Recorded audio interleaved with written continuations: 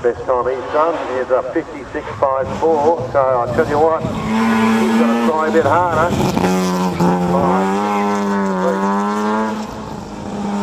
I don't think he'll do it. I think it's on.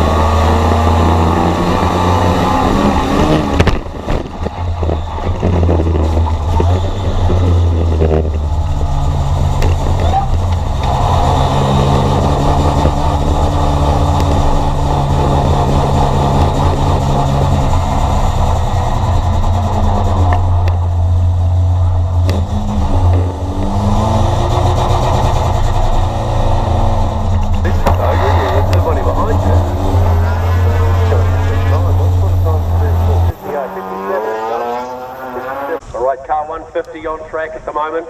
1972 Mazda.